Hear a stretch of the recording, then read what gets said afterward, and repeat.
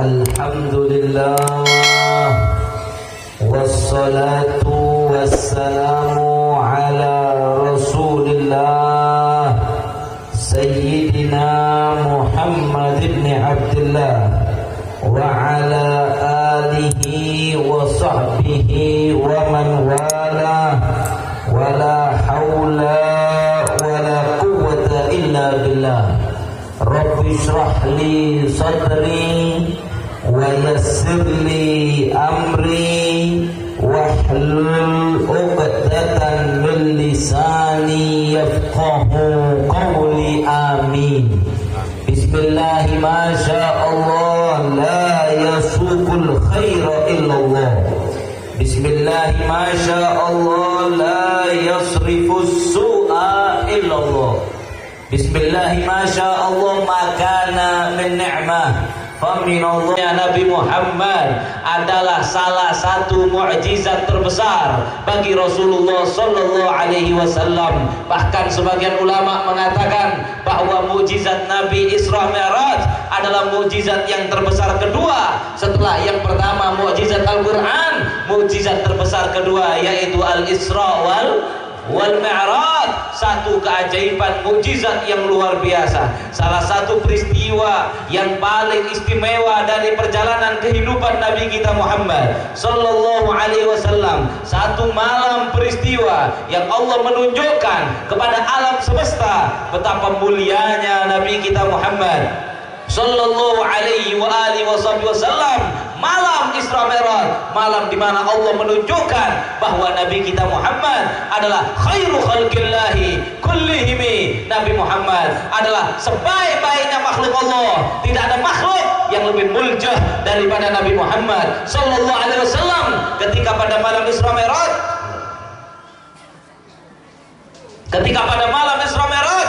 Nabi kita Muhammad ra'a rabbahu, melihat Allah. Apa lombek Gusti? Allah. Tidak ada satupun makhluk, sobung satupun makhluk yang pernah bertemu Allah, yang pernah melihat Allah sebelum kiamat kecuali Nabi Muhammad sallallahu alaihi wasallam. Malaikat tidak bisa melihat Allah. Bahkan Nabi Allah Musa alaihissalam, Nabi Allah Musa melihat Allah, kepengen melihat Allah, minta kepada Allah, ya Allah, saya ingin melihatmu. Tetapi Allah tidak menakdirkan Nabi Musa melihat Allah. Nabi Musa hanya bisa mendengarkan firman Allah, ngeti firman Allah secara langsung, tetapi tidak bisa melihat Allah. Padahal minta, sedangkan Nabi kita Muhammad tidak minta. Rasulullah nggak minta. Tiba-tiba dijemput, dibawa sampai naik ke langit ketujuh, ke Sidratul Muntaha, bertemu dengan Allah. Bahkan dalam satu riwayat Nabi waktu melihat Allah pakai sandal, ngangkui sendal. Sedangkan Nabi Musa waktu mendengar firman Allah, kata dalam Al-Quran diceritakan, ya Musa ikhla' na'laika fa innaka bil wadil muqaddasi tuwa. Wahai Musa, lepaskanlah sandalmu, kamu sedang berada di satu lembah yang suci. Lepas sandal, mau mendengar ngedi firman Allah harus lepas sandal. Padahal di dunia Rasulullah bertemu dengan Allah secara langsung. Bahkan dalam satu riwayat wa kana qaba qausaini aw adna dalam Al-Qur'an, sebagian ulama mengartikan itu bertemu Allah sebagai dengan malaikat Jibril. Ala kulli hal, ketika Rasulullah berhadapan-hadapan dengan Allah sangat dekat sekali, hanya seperti semak, seperti dua busur panah atau lebih dekat dengan sendal-sendalnya. Sampai Imam Junaid Al-Baghdadi radhiyallahu taala anhu mengatakan, jangankan mau membandingkan Rasulullah dengan para nabi yang lain, sandal, apa bahasa Maduranya sandal? Sandal padahal sandalnya Nabi Muhammad itu lebih mulia dari nabi yang lain. Sandalnya Nabi Muhammad, kata Imam Junaid, lebih mulia dari nabi yang lain. Kenapa? Nabi yang lain gak pernah bertemu Allah, sandalnya Nabi Muhammad pernah bertemu Allah subhanahu wa ta'ala pada malam Isra wal Mi'raj. Sampai Imam Al-Busiri, sebelum nanti kita ceritakan dan kita ambil hikmah Isra Mi'raj. Ini berapa lama ceramahnya ini? 10 menit. Orang 20 menit. 2 jam. Orangnya tinggal kisah ya. Tak leso. Tak gih. Mudah-mudahan tak ojen gih. mun ojen ki rahmat dari Allah tak napa. Lanjut ki Al Imamul Busiri rahimahullah, tak 2 jam 40 menit paling lama 1 jam ya. Al Imamul Busiri mengatakan dalam qasidah burdahnya, saraita min haramin lailan ila haramin kama saral badru fi dajin 'anil minadh-dhulami wa bitatarqa ila annilta manzilatan min qabi qausaini lam tudrak wa lam turami. Kata Imamul Busiri, ya Rasulullah, engkau diperjalankan oleh Allah dari satu tanah suci kota Mekah ke tanah suci yang lainnya, yaitu Masjidil Aqsa di Palestina, yang mana seperti rembulan yang berjalan di tengah kegelapan malam. Wa bitatarqa ila annilta manzilatan, kemudian kau naik dari Masjidil Aqsa langit ke-1, ke-2, ke-3, 4, 5, 6 peto sampai kemudian Sidratul Muntaha, sampai melihat Allah, bertemu dengan zatnya Allah, yang mana itu adalah derajat lam tudrak, yang tidak bisa dicapai siapapun. Tidak ada siapapun makhluk Allah yang bisa mencapai derajat itu. Walau turami, jangankan mencapainya, memimpikannya saja tidak bisa kecuali Nabi Muhammad SAW. Maka kita bangga sebagai umatnya Nabi Muhammad, kita bangga dengan malam Isra Mi'raj, dan kita bersyukur bi akramir rusli kunna akramal umami, dengan paling mulianya Rasul Allah di antara Rasul yang lainnya Nabi Muhammad. Kita alhamdulillah norok jadi umat saya paling mulia. Maka kita cinta Nabi Muhammad. Setiap bulan Rajab di mana-mana dibuat peringatan Isra wal Mi'raj agar umat tidak lupa, dengan peristiwa Isra Mi'raj, apalagi sampai ingkar. Ada sebagian orang naudzubillah mengaku Islam, ingkar Isra Mi'raj. Dia bilang, "Wah, enggak ada Isra Mi'raj, enggak masuk akal." Maka orang yang mengatakan seperti itu murtad, keluar dari Islam. Ada yang mengatakan udah masuk akal, masa Nabi pergi mangkat dari Mekah ke Masjidil Aqsa 1650 kilo. Kenapa kilo? 1600, gimana bahasa Maduranya, nggak bisa. 1650 kilo berangkat. Zaman itu belum ada pesawat, balik ke Mekah lagi. Wah, nggak masuk akal, tidak masuk, nggak masuk akal. Saya nggak percaya Isra Mi'raj. Ada seorang ilmuwan, tapi ilmuwan butuh, mengatakan kalau Nabi Muhammad itu naik buruk dengan kecepatan yang terlalu tinggi, maka badannya akan pecah. Nggak mungkin, nggak masuk akal. Sehingga ilmuwan tersebut ingkar terhadap peristiwa Isra wal Mi'raj. Kalau orang kafir kita nggak kaget, tapi ini orang yadda'i annahu muslim, dia ngaku dia Muslim, maka murtad, keluar dari Islam. Kenapa? Karena tadi sudah dibacakan ayatnya dalam Al-Quran. Allah sendiri dalam Al-Quran yang menceritakan peristiwa Isra wal Mi'raj. Subhanalladzi asra bi'abdihi lailan minal masjidil haram ilal masjidil aqsa alladzi barakna haulahu linuriyahu min ayatina innahu huwas samiul basir. Maha suci Allah yang memperjalankan Nabi Muhammad dari Masjidil Haram di kota Mekah ke Masjidil Aqsa di Palestina dalam satu malam. Allah yang menceritakan. Ingkar dengan firman Allah, kafir. Insyaallah yang Madura sombong, insyaallah. Setuju, beriman, percaya dengan peristiwa Isra wal Mi'raj walaupun tidak masuk akal, karena akal kita terbatas. Wa ma utitum minal ilmi illa qalila. Jangan menyembah akal ini terbatas. Tidaklah kita diberi oleh Allah ilmu kecuali hanya sedikit. Oke, sekarang kita ceritakan sedikit tentang peristiwa Isra wal Mi'raj. Peristiwa Isra wal Mi'raj ini panjang. Kalau mau diceritakan mendetail sampai malam belum selesai. Tapi kita singkat-singkat saja, ya. Habib, kan Nabi ahlan kisah murid suruh ahlan wasahlan, masya Allah. Ini sahabat saya, lanjut. Apa tadi? Nabi itu kan Isra Mi'raj berangkat, kemudian Pleman ke Mekah qabla ayyam rudal faras, sebelum tempat tidurnya itu dingin, masih hangat, berarti sebentar. Ada dalam satu riwayat Nabi di rumah Sayyidah Ummu Hani sholat isya malam. Setelah itu sebelum subuh Nabi sudah ada di Mekah lagi. Oh, berarti Nabi itu keburu-buru. Oh tidak, Nabi tidak keburu-buru. Sebenarnya Isra Mi'raj itu lama, perjalanannya lama. Nabi melihat, mengunjungi banyak tempat. Hanya Allah Subhanahu wa ta'ala mengeluarkan Rasulullah dari zona waktu dunia ke zona waktu galaksi akhirat, sehingga dikembalikan lagi Nabi ke zona waktu dunia di waktu yang sama. Maka sebenarnya perjalanannya panjang. Nabi melihat banyak hal, Nabi berkunjung ke banyak tempat, yang mana ini kalau diceritakan semuanya panjang, sampai banyak ulama yang menulis kitab-kitab khusus yang hanya bercerita tentang malam Isra wal Mi'raj. Tebal-tebal kitabnya. Buya Sayyid Muhammad bin Alwi Al-Maliki Al-Hasani menulis satu kitab namanya Wa Huwa Fil Ufuqil A'la. Itu hanya tentang hadis-hadis Isra Mi'raj, tebalnya segini, dan banyak ulama yang lainnya. Tapi kita singkat saja, cerita sedikit, mudah-mudahan dapat barokahnya. Jangankan cerita Nabi, cerita orang saleh, inda dzikri sholihin tatanazzalur rahmah. Ketika kita cerita tentang orang soleh, turun rahmatnya Allah. Apalagi cerita tentang Rasulullah Sallallahu Alaihi Wasallam. Diceritakan waktu itu Rasulullah dalam keadaan sedih. Kenapa sedih? Karena istri tercinta wafat, Sayyidah Khadijah. Paman yang sekaligus ayah angkat Abu Thalib yang juga baik melindungi Nabi wafat. Ditambah Nabi ke Taif dilempari batu sampai bercucuran darah, diusir. Saat itu Nabi sempat merasa di dalam dirinya, Nabi mengeluh pada Allah, ya Allah, ternyata wahawani aninnas, ternyata ya Allah begitu hinanya saya di mata manusia. Inilah ujian Nabi Muhammad SAW. Nabi Muhammad yang begitu muljah diuji sama Allah. Jadi kalau kita diuji sama Allah, itu tandanya Allah cinta sama kita.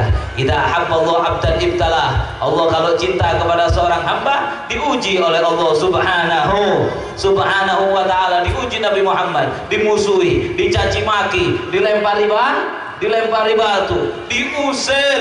Maka ketika Nabi diusir, Nabi merasa, ya Allah, ternyata begitu hinanya diri saya di mata manusia. Maka menurut sebagian ulama, inilah sebab Allah ingin menunjukkan kepada Nabi Muhammad bahwa Nabi Muhammad tidak hina, Nabi Muhammad sangat tinggi derajatnya di sisi Allah. Maka pada satu malam sepulang Nabi dari kota Taif, ketika Nabi bersabda, bainama ana naim fi Makkah, kata Nabi, ketika saya sedang tedung di rumah Makkah, ja'ani Jibril, mendatangiku malaikat Jibril, wa Mikail, dan juga malaikat Mikail, wa ma'ahuma malakun akhar, dan bersama malaikat Jibril dan malaikat Mikail ada malaikat-malaikat yang lainnya.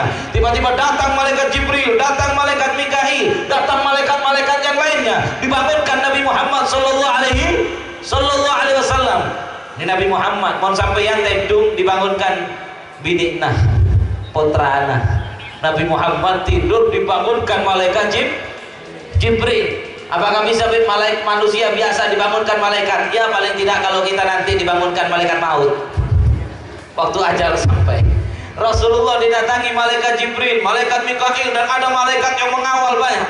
Kemudian Rasulullah bangun, Nabi heran. Dalam riwayatnya Nabi heran, gak biasanya Jibril datang bawa rombongan. Tiba-tiba dituntun Rasulullah, dibawa keluar dari rumahnya menuju ke sekeliling ke Masjidil Haram, ke samping Ka'bah, dibawa masuk ke Hijr Ismail. Mana Hijr Ismail nih? Hijr Ismail ini Ka'bah, sebelahnya ada yang kayak tembok bulat, itu namanya Hijr Ismail. Itu dulu kamarnya Nabiullah Ismail alaihissalam. Wa yurwa, diriwayatkan, yuqal, bahwa makamnya, kuburnya Nabi Ismail ada di situ. Nabi dibawa ke situ, kemudian dibelah hatinya Rasulullah sallallahu alaihi wasallam, dicuci. Wa hadhihi marra ar-rabi'ah, dan itu sudah dicuci keempat kalinya. Mulai dari Nabi masih kecil, ini keempat kali. Ada yang tanya, Habib, apakah hatinya Nabi kotor? Kok harus dicuci? Kata Ali bin Muhammad bin Uzair al-Habsyi, wa ma akhrajal amlak min qalbihi adha walakinnahu zaduhu tuhran ala tuhrin. Kata Ali Habsyi, sungguh malaikat tidak mengeluarkan kotoran dari hatinya Nabi Muhammad pada malam Isra Mi'raj, akan tetapi hatinya Nabi yang sudah bersih dicuci agar semakin bersih, semakin bersinar luar biasa. Ditutup, dicabut hadus syaitan, ditutup, diletakkan di antara dua, apa ini namanya? Betulan apa nih? Bahunya Nabi kanan kiri, di belakang diletakkan khatam an-nubuwah, stempel kenabian. Menurut sebagian besar ulama, stempel kenabian itu diletakkan pada malam Isra wal Mi'raj. Kemudian disiapkan untuk Nabi kendaraan. Apa kendaraannya? Burak seperti kuda, lebih kecil kenik dari kuda, lebih besar dari keledai. Keledai betulnya keledai juga. Oneng keledai ini lebih raja dari keledai, lebih kenik dari kuda. Warnanya putih, ada sayapnya yang mana Nabi dianjurkan, diperintahkan, digiring untuk naik ke kendaraan tersebut. Ketika Nabi mau naik kepada Buraq, diriwayatkan dalam hadisnya Buraq itu goyang-goyang sehingga Nabi nggak bisa naik, maka dipukul oleh malaikat Jibril dalam riwayatnya. Amat tastahya Buraq, wallahi ma raqibaka khalqun akram 'ala Allahi minhu. Hai Buraq, tak tundus kaki ya Buraq, demi Allah tidak ada makhluk yang pernah menunggangi kamu yang lebih mulia daripada ini Nabi Muhammad SAW. Ternyata Buraq itu sebenarnya goyang-goyang saking groginya. Tahu grogi? Kayak sampean kalau ketemu ulama besar nggak pernah ketemu grogi, saking cintanya grogi, sampai salah semuanya biasanya. Buraq itu sudah lu abid aden teh abid ribuan puluhan ribu tahun abid aden teh setero apolong kanjeng Nabi Shallallahu Alaihi Wasallam. Maka ketika harinya tiba melihat Rasulullah grogi Buraq bergoyang-goyang sampai dipukul oleh malaikat Jibril, baru dia barokiban Nabi Shallallahu Alaihi Wasallam. Maka Nabi naik ke atas Buraq menangis dari bahagia. Itu Buraq karena disentuh oleh sebaik-baiknya makhluk Allah Rasulullah Muhammad Shallallahu Alaihi Wasallam. Berangkat Nabi Muhammad dikawal oleh malaikat Jibril, malaikat Mikail, banyak malaikat yang lainnya, menunjukkan di sini Nabi Muhammad lebih mulia dari malaikat Jibril. Malaikat Jibril yang awal, padahal malaikat Jibril paling afdolnya malah malaikat. Berangkat Rasulullah, Buraqnya berangkat cepat. Kalau saya punya Buraq enak, dari Malang ke sini langsung sampai. Tapi karena saya nggak punya Buraq, masya Allah 5 jam dari rumah saya baru sampai ke sini, masya Allah. Udah gitu ngundang terus orang baru ini, masya Allah. Lagu lihal khair, insya Allah. Lanjut, apa namanya? Buraq langsung sampai kemana? Ke Masjidil Aqsa? Tidak langsung. Berhenti, mampir di mana? Yang pertama Nabi berhenti di satu tempat. Nabi melihat ada arad dan tanakhlin, ada satu daerah banyak pohon kurma. Berhenti di situ. Nabi dianjurkan sholat 2 rakaat. Fasholla rakaataini. Nabi abajang 2 rakaat. Lestari abajang, malaikat Jibril tanya, ya Muhammad, atadri aina shollaita? Wahai Muhammad, tahukah kamu di mana kamu sedang sholat? Maka Nabi mengatakan, la adri ya Jibril, saya tidak tahu wahai Jibril. Ini akhlaknya Nabi. Nggak tahu, bilang nggak tahu. Jatodus, banyak orang yang setia, ya kan? Om tahu, tak tahu, sok tahu. Kadang-kadang karena dipanggil ustaz, kadang-kadang karena tokoh masyarakat ditanya orang masalah hukum, tak tahu, tapi mau jawab tak tahu, todus. Akhirnya jawab but-salbut, ngawur-ngawur. Akhirnya menyesatkan masyarakat, menyesatkan orang, menyesatkan umat. Ini na'udzubillah min dzalik. Maka saya menghimbau diri saya sendiri dan juga para hadirin semuanya. Kalau sampai ditanya sama orang, sampai nggak tahu, todus, jawab tak tahu. Tak tahu, atau laisa bi'aib, bukan aib. Jangankan sampean, Rasulullah ditanya nggak tahu, bilang nggak tahu. Tapi zaman sekarang tidak banyak orang ditanya, Habib, bagaimana Habib begini hukumnya bagaimana? Waduh nggak tahu. Ini kalau saya bilang nggak tahu, malu saya. Akhirnya ngawur-ngawur. Benar yang begitu. A'udzubillahi min. Kembali ke cerita tadi, ditanya, atadri aina shallaita? Wahai Muhammad, tahu nggak kamu sholat di mana? Nabi mengatakan tak tahu deh. Maka malaikat Jibril mengatakan, shallaita bi Thaibah wa ilaiha al-muhajirah. Kamu sholat di Thaibah, Madinah, yang kamu nanti akan hijrah ke sini. Padahal Nabi cuma sekali langkah, nyampe di situ, udah nyampe di Madinah. Waktu itu Nabi belum hijrah ke Madinah. Peristiwa Isra Mi'raj adalah fase kehidupan akhir Nabi Muhammad di Mekah. Tidak lama setelah Isra wal Mi'raj, Nabi kemudian diperintahkan hijrah, pindah dari Mekah ke Madinah. Nabi berangkat lagi, berhenti lagi. Sebelum berhenti Nabi melihat beberapa hal. Di antaranya Nabi dikejar oleh Ifrit minal jin. Dikejar jin, nyamana jin Ifrit. Jin Ifrit mereka jahat, kepalanya premannya para jin, bajingannya jin yang pangkatnya tinggi namanya Ifrit. Itu mengejar Rasulullah dengan menyemburkan su'lah minan nar, menyemburkan api, menyembur api. Ini saya tidak ngarang, ini ada di kitab-kitab hadis, ya. Menyemburkan api yang diriwayatkan kullamal tafat ro'ahu. Setiap Nabi Muhammad menoleh ke belakang, Nabi Muhammad nampak ketela mereka. Jin Ifrit menyemburkan api. Sampai Rasulullah khawatir kalau apinya terkena buruk, terjatuh Rasulullah, karena buruk terbang di atas. Maka malaikat Jibril mengatakan, ya Muhammad, itu ifrit minal jin. Ala u'allimuka kalimat. Mau tidak wahai Muhammad, saya ajarkan kepada kamu beberapa kalimat. Taquluhunna, yang kamu baca kalimat tersebut. Maka kalau kamu baca kalimat ini, doa ini, maka dia akan terkalahkan, akan jatuh. Apa bahasa Maduranya jatuh? Geger. Masya Allah, akan geger itu jin ifrit. Maka Nabi mengatakan, bala ya Jibril. Nah ini yang doanya mau dihafalkan, silahkan. Tapi jangan saya disuruh ulang berkali-kali. Saya sendiri sudah lama nggak baca doa ini. Ya, apa doanya? Dituntun oleh malaikat Jibril. Doanya punya begini: A'udzu biwajhillahil karim wa bi kalimatillahit tammat allati la yujawizuhunna barrun wala fajir. Min syarri ma yanzilu minas sama wa min syarri ma ya'ruju fiha wa min syarri ma dar'a fil ard wa min syarri ma yakhruju minha wa min fitanil laili wan nahar wa min tawarikil laili wan nahar illa tariqan yatruku bi khairin ya Rahman. Itu Nabi dituntun sama malaikat Jibril baca doa itu. Ketika dibaca oleh Rasulullah doa tersebut, maka tiba-tiba jin ifrit tadi terbakar, apinya mengenai coloknya sendiri, geger, jatuh, kalah, KO. Maka doa ini sangat manjur diamalkan bagi siapa yang merasa diganggu jin, diganggu makhluk halus. Dibaca doa ini, maka Allah akan menjatuhkan, mengalahkan daripada makhluk halus dari kalangan bangsa jin yang ingin mengganggu manusia. Wa yurwa anal Habib Ahmad Masyhur bin Thaha Al-Haddad radhiyallahu taala anhu, ada seorang wali besar namanya Habib Ahmad Masyhur bin Thaha Al-Haddad. Beliau sering dakwah ke pelosok-pelosok Afrika sampai dikatakan beliau mengislamkan hampir 1 juta orang di Afrika.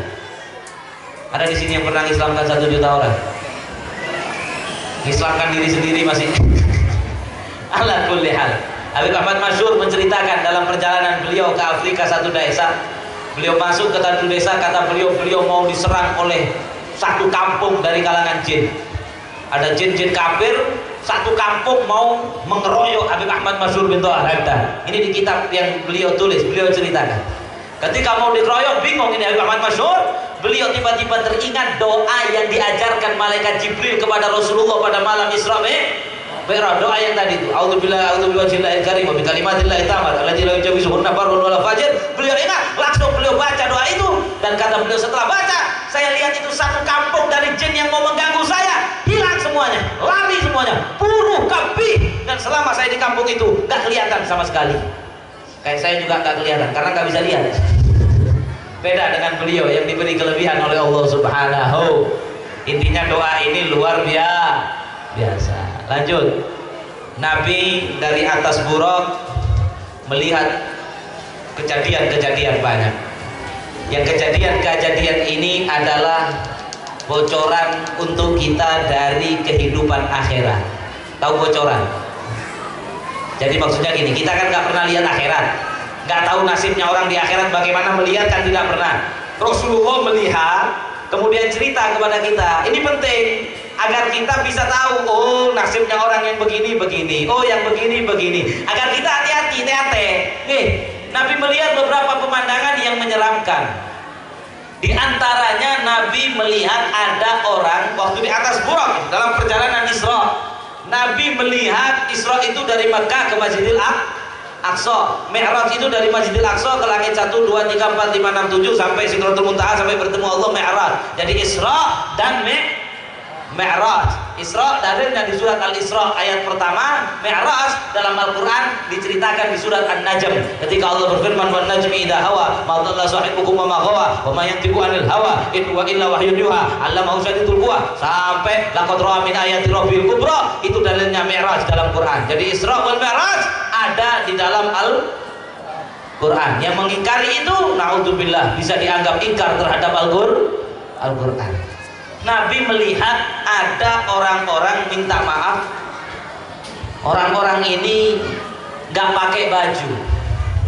Apa bahasa Madura? Gak pakai baju telanjang itu. Itu sudah pokoknya paham kan sampean? nggak pakai baju kecuali cuman pakai penutup kemaluan depan dan kemaluan belakang. Kemudian orang-orang itu tak bisa jalan, kakinya nekuk begini, dia jalan pakai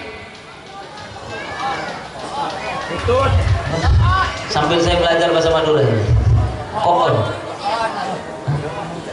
tokon, alhamdulillah, asalnya mufradat jadid ya, oke, suruh pakai tokon, kemudian pakai berangkang seperti hewan, seperti engambi jalannya engambi. Kemudian nggak pakai baju, cuman pakai penutup kemaluan depan belakang, jalan engambi. Banyak yang seperti itu. Mereka digiring, ada orang yang bawa cambuk, dipecutin, dipaksa berjalan begitu sampai berdarah-darah, sebagaimana seperti orang mengembala kambing. Kalau mengembala kambing kan gitu, kalau ada yang kemudian mereka dibawa ke satu tempat. Misalnya kalau embi dibawa ke satu tempat untuk ngakan rumput, betul apa tidak? Mereka dibawa ke satu tempat yang di situ dori, di situ banyak dori yang diceritakan oleh Allah di surat Al-Ghasyiyah itu, yang la yusminu wa la yughni min ju'. Dori itu seperti duri besar-besar, yang mana mereka orang-orang itu dipaksa disuruh ngakan dori tadi. Ketika dimakan dori tadi terluka. Itu ada zakum, ada hijarah min jahannam, ada api dari batu-batu dari api neraka jahannam, dipaksa, dipecut, disuruh makan itu. Ketika makan, mereka kepanasan, terluka, kesakitan. Singkat cerita, Nabi tanya, man haula ya Jibril, dari atas burak waktu Isra Mi'raj. Man haula ya Jibril, kata Nabi, siapa mereka wahai Jibril? Malaikat Jibril mengatakan, haula rijalun min ummatika alladzina la yu'adduna sadaqat amwalihim wa ma zalamahumullahu syai'a. Kata malaikat Jibril, wahai Rasulullah, mereka itu adalah umatmu. Ternyata benih orang kafir, benih orang yang saya tak beriman. Orang yang saya tak beriman lebih parah azabnya daripada itu. Haula, mereka itu adalah rijalun min ummatika, golongan orang-orang dari umat sampean, yang mana mereka cerai, tidak mau mengeluarkan banyak pesennya, besar ladang tembakaunya, tapi cerai tak koron zakat. Sudah wajib zakat, tidak mau membayar zakat. Nabi melihat begitulah nasibnya, pencuti, dipaksa makan dori, dipaksa macam makan zakum, na'udzubillahi min. Orang yang tidak zakat itu dua penyebabnya. Satu cerai. Cerai itu begini, engkau di PC 100 juta 100 juta sudah di atas nisab zakat mal, kemudian sudah menginar ini PC selama satu tahun, berarti wajib keluar zakatnya berapa? Rubul usyur, 2,5%. Mau 100 juta berarti 2.500.000 ya, harus dikeluarkan zakatnya. Misalnya naudzubillah, saya tahu ini harus keluar 2,5 juta, tapi saya pikir wah ini daripada dikasihkan orang zakat, mending saya pakai beli rokok 2,5 juta, dapat berapa pres banyak, akhirnya tidak zakat, beli rokok. Maka ini orang tidak zakat karena cerai, jelas diazab nanti oleh Allah. Na'udzubillahi min dzalik. Ada sebab kedua, bukan karena cerai, tapi karena bodoh. Karena bodoh, punya uang 100 juta, sudah mencapai nisab. Kalau sedikit nggak sampai nisab nggak wajib zakat. 100 juta misalnya, sudah jauh di atas nisab, sudah menginap satu tahun. Dia tidak cerai, cuma tak tahu, tak ngerti, pun wajib zakat, akhirnya tidak zakat. Diadab atau tidak? Diadab kia, pada loh Habib, kan tak tahu, salah sendiri, tak cari tahu. Fas'alu ahla dzikri in kuntum la ta'lamun. Tanyalah kepada yang ngerti. Kalau kamu nggak ngerti, pun tak ngerti, tanya kepada saya ngerti. Baru banyak kiai, banyak ustaz, banyak ahli fikih datang tanya. Jangan nang baik. Pese banyak ala ko pinter, masalah zakat tak ngerti-ngerti. Hati-hati. Nabi melihat orang-orang yang tidak mau bayar zakat, dicambuk, dipaksa memakan daripada duri-duri, paksa makan api. Naudzubillah. Amin. Lanjut. Cukup berapa lanjut? Tak lesor, tak bosan. Masya Allah, muhibbul khair. Masya Allah. Lanjut ya. Nabi melihat lagi dari buruk. Ini saya tidak menceritakan secara urut karena masih banyak khilaf di antara ulama mana yang duluan, tapi yang penting bisa kita ambil hikmahnya ya. Nabi melihat ada orang-orang yang mana dulu yang mau ceritakan, yang berkaitan harta dulu. Ada orang-orang minta maaf, coloknya itu dibuka begini. Kalau katanya orang Jawa dibeletak namanya. Jadi ada malaikat pegang mulutnya, dibuka begini. Kemudian ada batu yang sudah dibakar merah, batu yang menyala-nyala ini diambil, serot, dimasukkan ke coloknya orang-orang ini tadi. Maka ketika dimasukkan, masuklah batu itu bukan hanya di mulutnya, masuk sampai ke dalam tabuknya.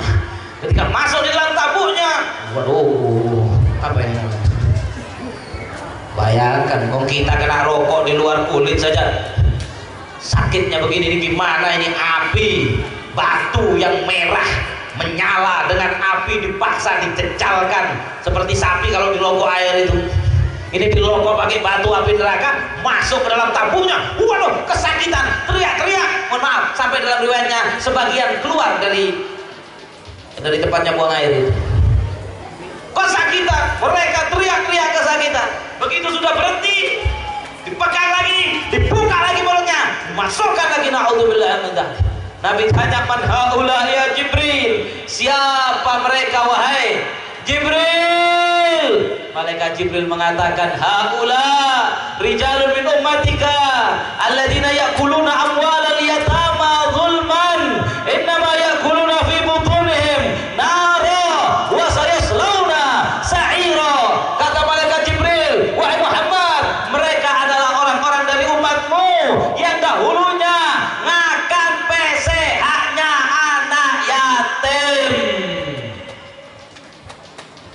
Sebagaimana Allah firmankan dalam Al-Quran, kata malaikat Jibril, innama ya'kuluna fi butunihim nara. Sesungguhnya mereka ketika makan haknya anak yatim, makan hartanya anak yatim, hakikatnya mereka memakan api, memasukkan api ke dalam perutnya dan akan membakar itu api semua organnya. Na'udzubillah min. TRT, pesen anak yatim. Bagi yang mengelola panti asuhan, mengelola anak yatim, minta sumbangan untuk anak-anak yatim. Boleh nggak Habib, saya menjadi pengelola panti asuhan, orang nyumbang untuk anak yatim, tapi saya nggak punya uang buat beli beras. Saya buat beli beras, saya makan, saya boleh atau tidak? Kalau fakir, kalau si pengurus anak yatim ini memang keadaannya fakir, boleh mengambil secukupnya untuk menyambung hidup. Jelas? Halal, boleh mengambil secukupnya untuk menyambung hidup. Tapi nggak boleh buat beli mobil baru, dipakai beli HP Apple, iPhone baru, beli kulkas baru, dipakai aleng-aleng jalan-jalan ke Singapura. Nggak boleh, hati-hati. Yang mengelola panti asuhan minta sumbangan untuk anak yatim, ternyata anak yatimnya dikasih makan tempe, dia menikmati foya-foya hidup mewah dengan uang sumbangan untuk anak yatim. Hati-hati, innama ya'kuluna fi butunihim nara. Dia memakan dalam perutnya api, dan itulah nanti nasibnya pada hari kiamat. Tapi kalau pengurus anak yatim itu ghaniyan, cukup, kaya, maka falyastafif, tidak boleh memakan haknya anak yatim. Kadang-kadang bukan pengurus panti asuhan, kadang-kadang pamannya sendiri. Hati-hati. Ada anak, bapaknya meninggal, ibunya meninggal, ada harta tinggalan haknya dia 50 juta. Karena anaknya masih kecil, nggak mungkin dikasih, dipegang pamannya dulu. Disikat sama pamannya. Bade. Dina sobu, betul sobu, kayak Jepang banyak. Masya Allah, pamannya tadi pegang harta, ini kan haknya ponakannya. Karena ponakannya masih kecil, nggak dikasih warisannya. Tapi ternyata anaknya sudah, ponakannya sudah besar, warisannya habis. Bukan habis dimakan untuk dikasihkan anaknya, tidak, ponakannya tidak, dimakan sendiri, dipakai sendiri. Innama yaquluna fi butunihim nar. Itulah nanti nasibnya pada hari kiamat. Nabi lihat Isra Mi'raj, dibuka mulutnya, dimasukkan batu-batu dari api neraka. Nabi melihat lagi, ada orang-orang ngangkat kayu. Ngangkat apa? Kayu raja diangkat sama orang ini, tak kuat dia nggak kuat, ngangkat kayu tak kuat, sempoyongan begini mau jatuh, nggak kuat, akhirnya jatuh. Begitu jatuh dia mau angkat lagi, nggak kuat. Ternyata di sebelah kayu yang satu ada kayu lagi, satu lagi, satu nggak kuat, ini orang mau ngangkat dua-duanya. Paham maksudnya ya? Ada satu kayu diangkat nggak kuat, terus jatuh, sebelahnya ada lagi mau diangkat dua-duanya. Dia sengsara, menderita, kesusahan. Nabi tanya, "Man hadza ya Jibril?" Siapa itu wahai Jibril? Dari atas surah Rasulullah bertanya, "Man hadza ya Jibril?" Siapa ini wahai Jibril? Malaikat Jibril mengatakan, "Hadza rajulun min ummatika takunu indahu amanatun nas." Ini adalah seseorang daripada umatmu wahai Rasulullah, yang mana dia itu diberi amanah untuk kepentingan orang lain, yang dia itu tidak mampu, tidak bisa menunaikannya. Misalnya punya jabatan, jadi kepala desa tidak amanah, jadi kepala desa tidak amanah, haknya masyarakat dicolong, dicuri, uang yang harusnya untuk pembenaran jalan dimakan sendiri, gak amanah, gak jujur, tukang bohong, jadi kepala desa saja tidak amanah. Lah kok pengen jadi bupati, padahal jadi kepala desa udah gak beres, pengen jadi bupati, udah jadi bupati tak beres, korupsi, nyolong, maling, makan haknya masyarakat, tidak membawa kesejahteraan kepada masyarakat. Ada pencalonan gubernur, daftar. Di Indonesia nggak ada yang begini, nggak ada satu, ada banyak. Nggak ada satu, ada banyak. Ada pencalonan gubernur, daftar, jadi gubernur, masya Allah, tidak jujur, bohong, menipu masyarakat, tidak adil, membela mafia, menekan rakyat kecil, zalim kepada orang-orang tidak bersalah, tidak amanah, jadi gubernur, mencalonkan diri jadi presiden, misalnya, udah jadi presiden, tidak amanat, kemudian ada pencalonan ketua PBB, ikut memajukan diri jadi ketua PBB. Ini bodoh namanya. Kamu memegang amanat orang satu desa saja sudah tidak beres, pengen jadi satu kabupaten gak beres, pengen jadi satu provinsi. Nasibnya nanti kamu akan dipaksa mengangkat kayu yang berat yang kamu gak mampu, tapi kamu mau masih yang lainnya lagi. Kamu tidak tahu bahwa amanah untuk mengurus haknya orang lain itu berat di sisi Allah, berat pertanggungjawabannya di sisi Allah Subhanahu. Habib, apa tidak boleh jadi kepala desa? Boleh, yang penting adil, jujur. Kalau jadi pemimpin yang adil, membawa maslahat bagi masyarakat dan agama, mendapatkan kemuliaan yang tinggi di sisi Allah. Tapi kalau seandainya tidak mampu jujur, tidak mampu adil, mending jadi rakyat biasa, gak usah jadi pemimpin.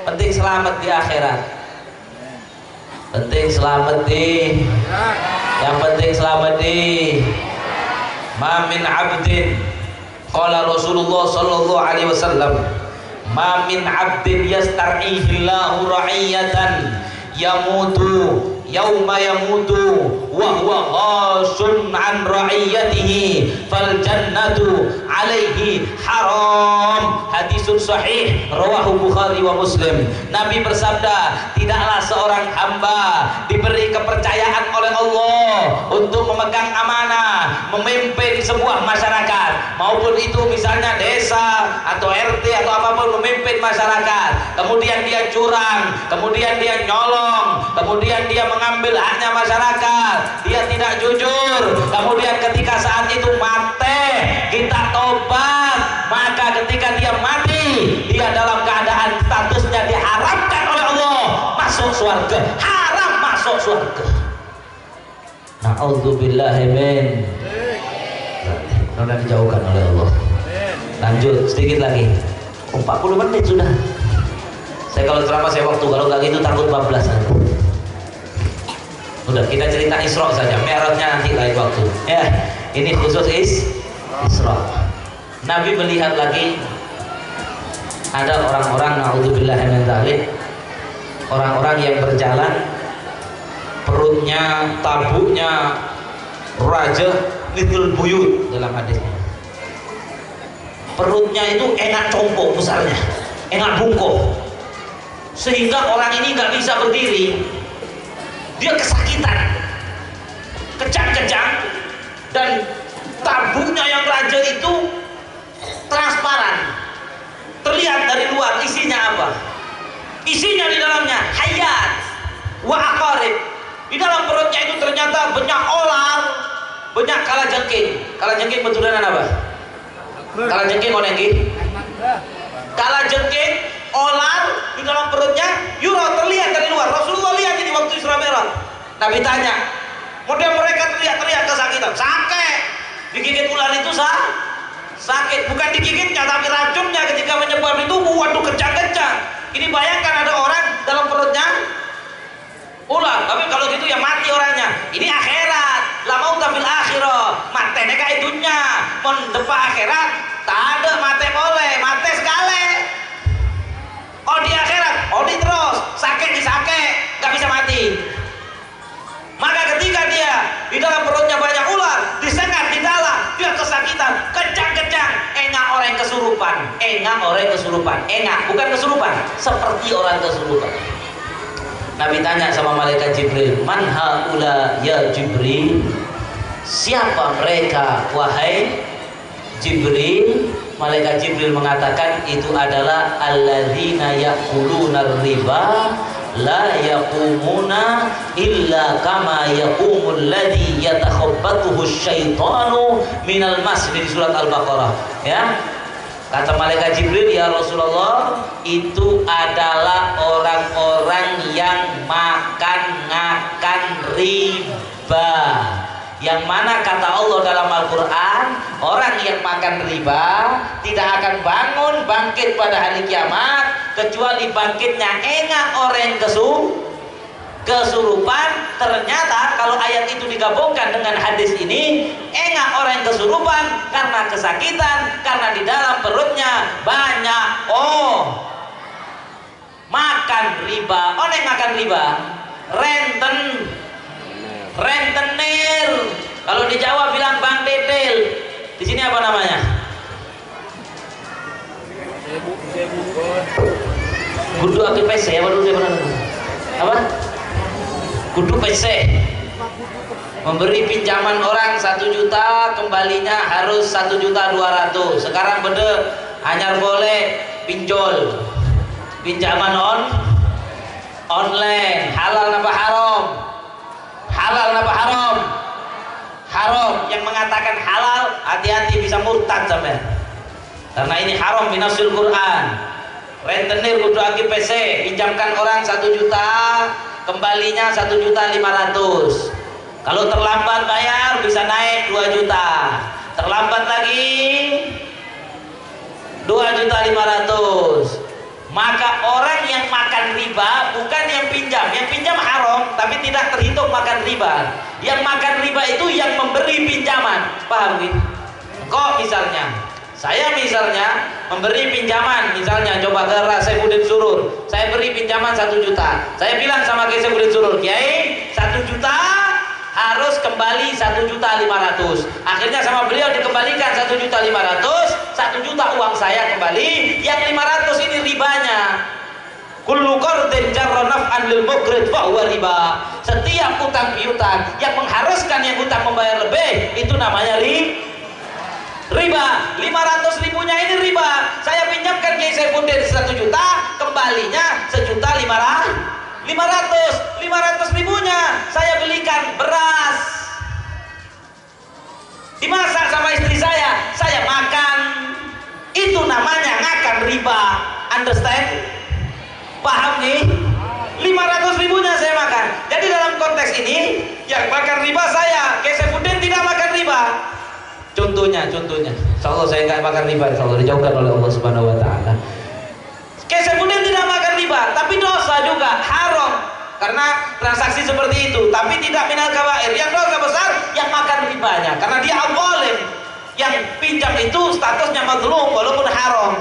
Ala kulli hal, orang yang makan riba itu Nabi melihat waktu Isra Mi'raj nasibnya seperti itu. Dalam riwayat yang lain juga Isra Mi'raj juga ada orang-orang yang berenang di satu sungai yang sungainya dari darah, kemudian mereka dilempari batu. Nabi bertanya, siapa itu wahai Jibril? Malaikat Jibril mengatakan itu adalah permisalan orang-orang yang makan riba. Kenapa permisalan orang makan riba?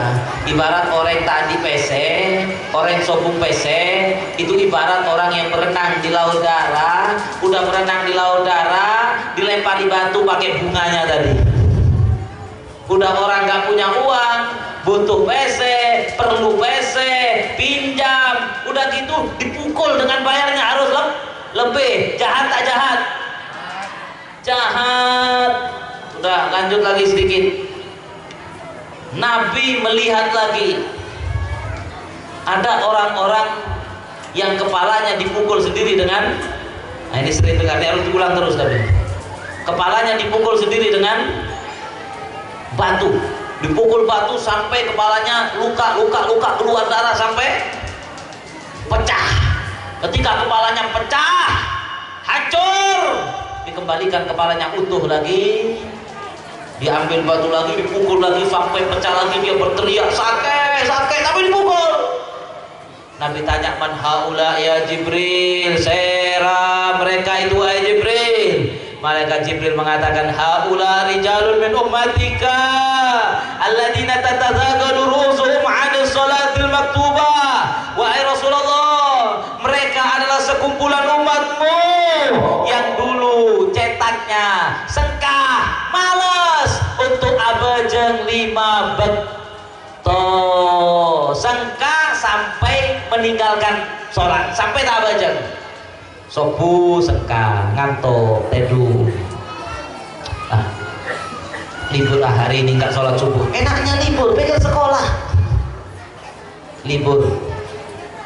Duhur, alako, etegel, sengkah tak abajeng duhur. Asar, preman alako, leso, sengkah tak abajeng asar. Maghrib abajeng. Todus sama tetangga kalau tak abajeng maghrib. Isya ngantuk, tedung tak abajeng. Sengkah sampai meninggalkan sholat. Nanti dia akan menyesal, yandam, menyesal pada hari kiamat, melihat bagaimana siksa yang akan dia dapat, neraka jahanam yang akan dia dapatkan. Saking menyesalnya, dia akan pukul sendiri kepalanya dengan batu sampai berdarah-darah, sampai pecah tengkoraknya karena menyesal tidak melakukan sholat wajib, menyesal menuruti malasnya tadi. Maka hati-hati. Kadang-kadang ada semua orang datang malasnya. Kadang leso, subuh mau bangun berat, leso, males, paksa. Kalau malas dipaksa kemudian sholat masih selamat. Tapi yang malas diikuti malasnya sampai meninggalkan sholat tidak bisa selamat. Ada yang bilang, Habib, saya engkau tak abajeng, tapi engkau nega baik sama tetangga. Oh, mending saya Habib tak abajeng tapi baik sama tetangga, daripada fulan itu abajeng 5 bekto tapi sama tetangga gak baik. Seandainya kamu setiap hari bagi-bagi uang 50 juta ke seluruh masyarakat tanpa jum, tapi tak abajeng tohor mate masuk neraka, pasti tanda tangan saya di atas materai. Paham? Seandainya tiap hari bagi-bagi uang 50 juta ke seluruh warga Tampojung pergi deh, baik sama tetangga, tapi tiap hari tidak sholat duhur saja satu, jangankan 5-5-nya, satu saja duhur, tiap hari tidak sholat, mati dalam keadaan tarik kami sholat, mati dalam keadaan meninggalkan sholat dengan sengaja, masuk neraka jahanam. Apolong bi Fir'aun, apolong bi Haman. Qala Rasulullah sallallahu alaihi wasallam, salat 5 waktu, terakhir hadisnya panjang, wa man lam yuhafid 'alaiha lam takul lahu nur wala burhan wala najah yaumil qiyamah wa kana yaumil qiyamah ma'a Fir'aun wa Qarun wa Haman wa Ubay bin Salul la'anahumullah. Orang yang tidak salat 5 waktu, tidak menjaga, tak jaga abajang 5 waktu, maka nanti pada hari kiamat tidak akan mendapatkan cahaya, tidak akan mendapatkan petunjuk, tidak akan selamat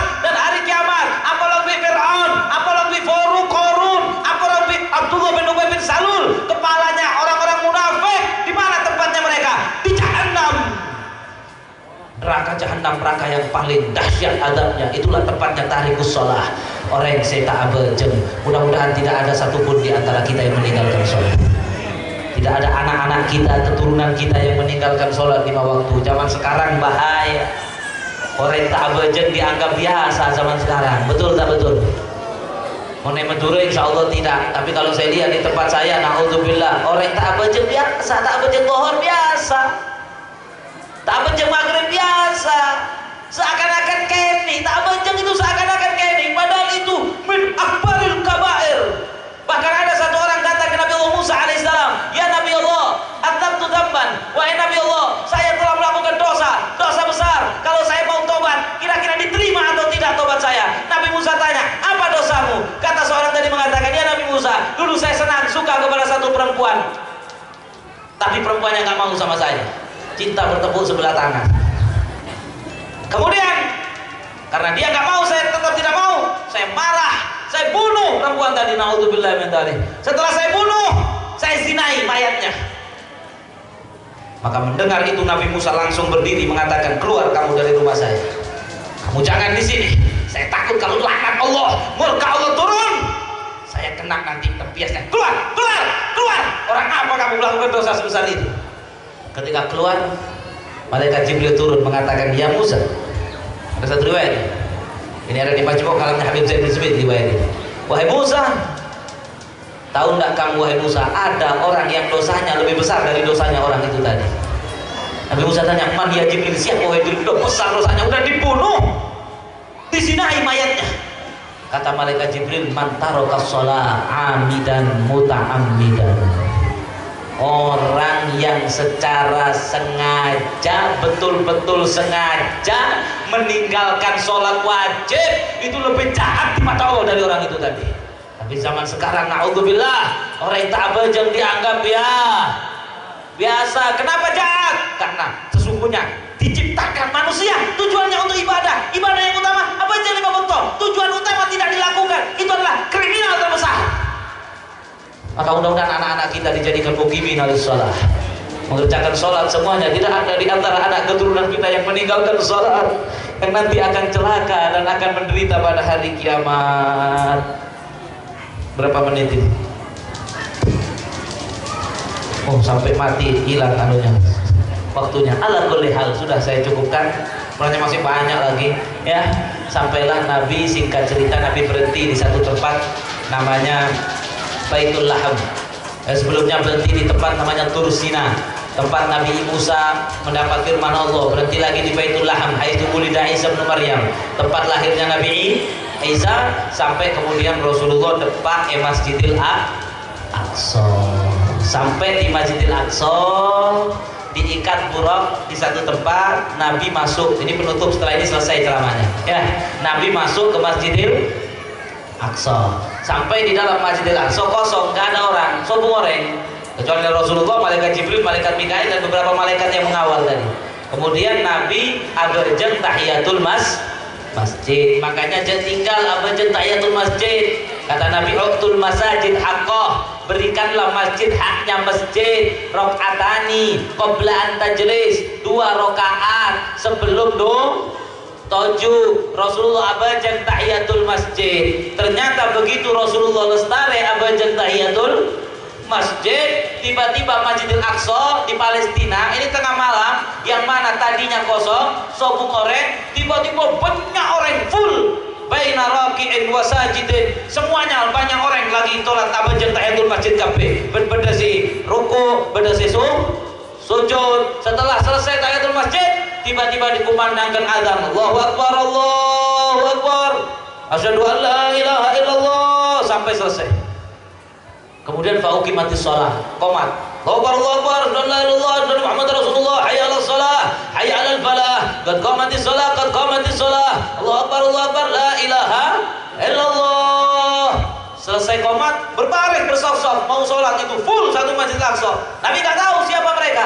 Tiba-tiba malaikat Jibril pegang tangannya Rasulullah Muhammad, Nabi kita Muhammad SAW, dituntun dibawa ke depan ke pengimaman. Diperintahkan Nabi mengimamkan sholat. Nabi sholat, Selesai sholat salam, ditanya oleh malaikat Jibril, ya Muhammad, atadri man shalla khalfak? Wahai Muhammad, tahukah kamu siapa yang sholat di belakang kamu ini, orang-orang ini? Rasulullah mengatakan, la adri. Dia, Nabi nggak tahu, bilang nggak tahu.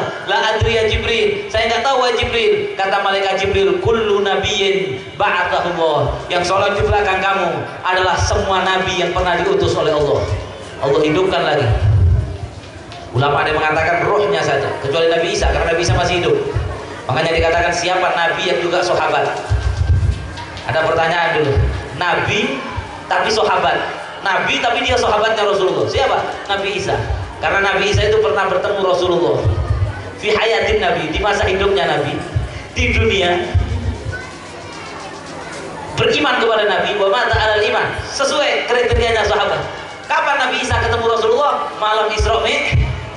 Di mana? Di Masjidil Aqsa. Maka Rasulullah terheran, semua nabi. Rasulullah menoleh ke belakang, di situ melihat ada Nabi Ibrahim, di saf pertama ada Nabi Musa, ada Nabi Isa, yang mana sebelumnya Rasulullah hanya mendengar nama-nama nabi itu dari malaikat Jibril di ayat-ayat Quran. Nabi Musa itu ceritanya begini, Nabi Ibrahim begini. Malam itu Allah ingin menghibur hatinya Nabi Muhammad. Kembali ke awal tadi, yang Nabi Muhammad merasa ketika dilempari batu oleh orang Taif, wa hawani anin nas, ya Allah, ternyata begitu hinanya saya di mata manusia, dihibur oleh Allah, ditunjukkan ini orang Taif gak penting, wahai Muhammad. Lihat, nabi menghormati kamu sedemikian rupa, bahkan tidak ada yang layak menjadi imam di antara semua nabi kecuali Nabi Muhammad SAW, sebagai petunjuk bahwa tidak ada nabi yang lebih istimewa, yang lebih mulia, yang lebih tinggi derajatnya di sisi Allah melebihi Rasulullah Sallallahu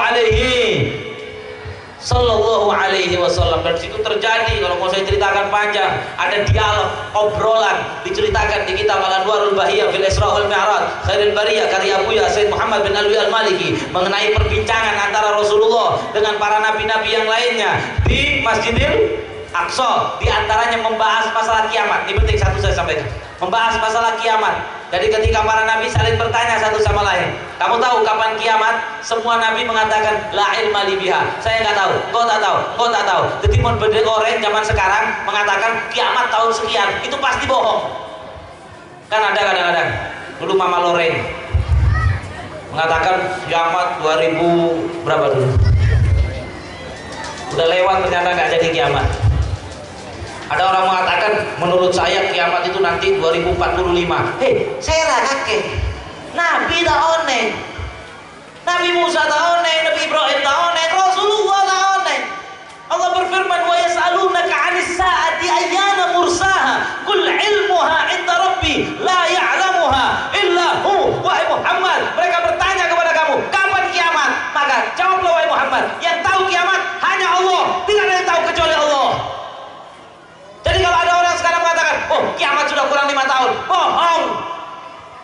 Gak ada yang tahu kecuali tanda-tandanya ada. Nabi memberitakan kepada kita. Maka Nabi Isa berkomentar di Masjidil Aqsa waktu itu. Kata Nabi Isa, saya nggak tahu kapan kiamat, kecuali saya diberitahu sama Allah nanti di akhir zaman kalau Dajjal sudah mau menguasai dunia, maka saya diturunkan ke dunia wali ghadiban, kata Nabi Isa.